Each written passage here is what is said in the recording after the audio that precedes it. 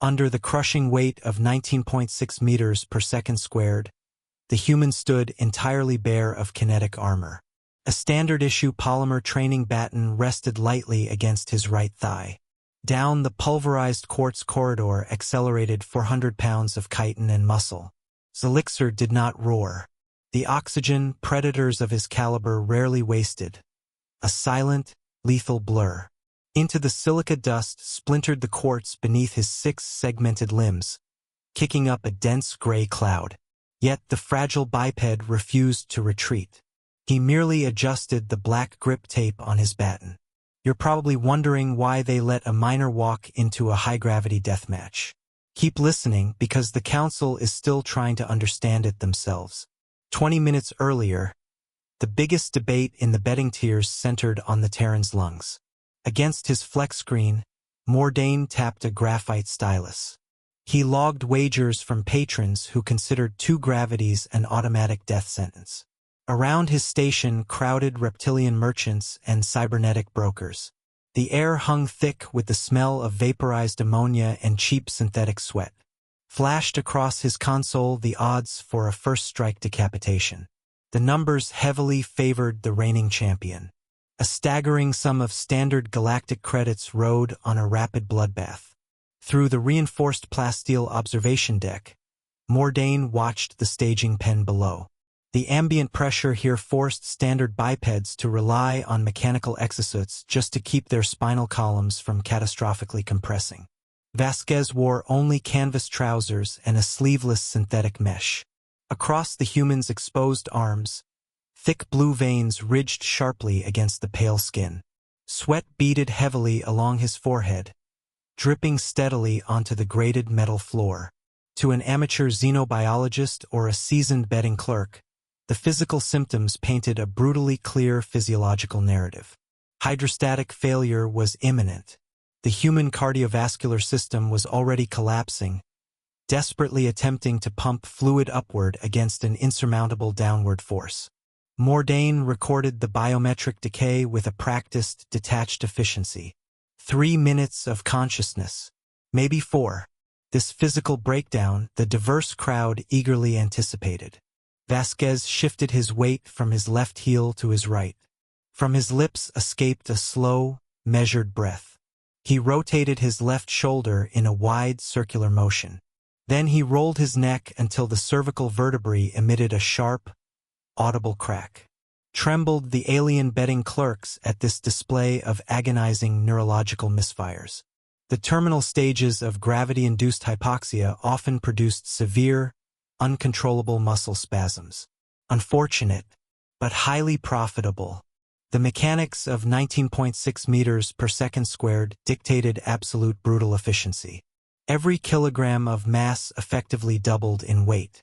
To lift a single limb required tearing muscle fibers against the planet's core pull.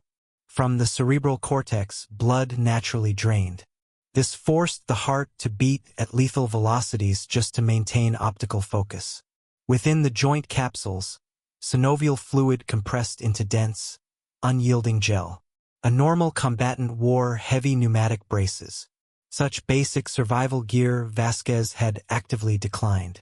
He carried only the dull polymer baton, a blunt impact tool meant only for sparring novices. Mordain finalized the last tier of wagers. Rang the preliminary warning chime. The inner containment doors hissed heavily on their hydraulic tracks. Out of the darkness stepped Zelixer. The champion possessed an exoskeleton forged in deep tectonic pressure chambers, razor-edged scythes serving as his primary forelimbs. The massive creature moved with a terrifying grace, his weight perfectly distributed across 6 anchoring points.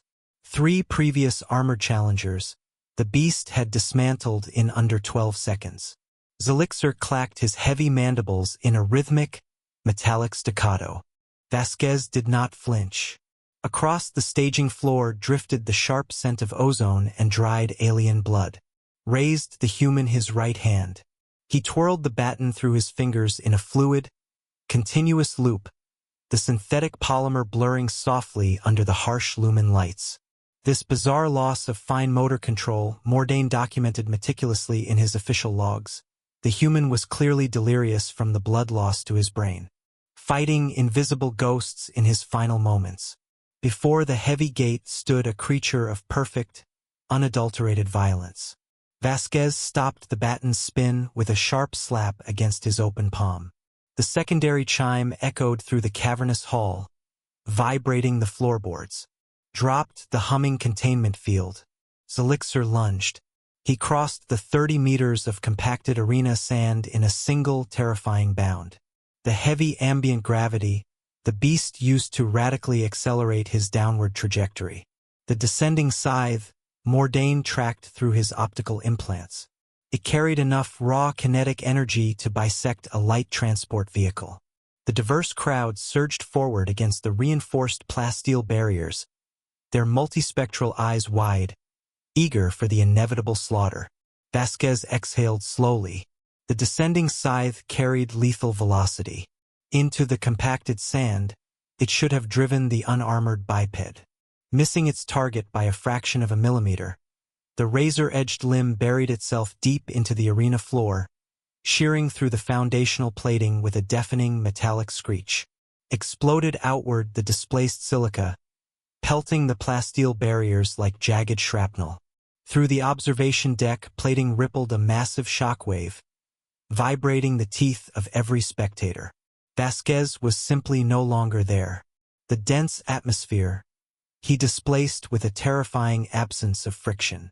Earth's gravitational baseline measured exactly 9.8 meters per second squared. To a Terran miner accustomed to hauling pure iron across variable fields, a consistent 19.6 served merely as an active resistance band. Suppress his mobility, the crushing force did not. It anchored his leverage, granting his skeletal structure maximum traction against the crushed quartz.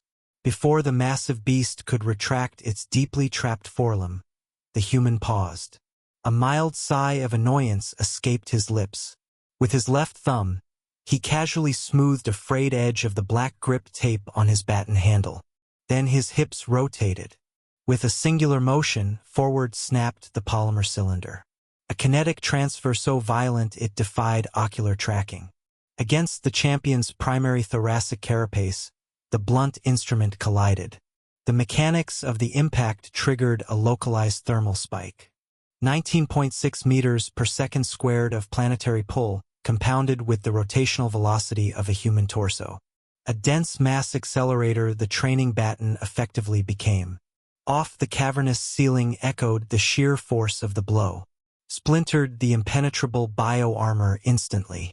Into the sterilized air erupted thick, iridescent fluid. Zelixer collapsed. 400 pounds of apex biology hit the sand like dropped cargo. Across his console, Mordain watched the biometric readouts violently spike. Oxygen, the human heart pumped into extraordinarily dense muscle fibers at unprecedented velocities. A biological ignition sequence. The heavy sweating, the prominently bulging veins, the deep breathing, these were not the physiological markers of an imminent systemic collapse. A perfectly calibrated predatory engine it was, priming itself for an explosive kinetic output. Down at the flex screen stared the alien clerk. His advanced classification algorithms struggled to process a mammalian biology that treated a crushing double-gravity environment as a mild structural advantage. High above the arena floor, the deafening roar of the spectators ceased. A suffocating silence replaced the frenzy. Vroin, the veteran handler who had spent 3 decades breeding the perfect gladiator, leaned heavily against the reinforced glass, slipped the datapad from his trembling 3-fingered grasp. On the grated floor shattered the device, scattering its microcomponents into the drainage grates. His primary breathing gill fluttered in rapid, uncontrollable spasms, desperately gasping for the vaporized ammonia in the air.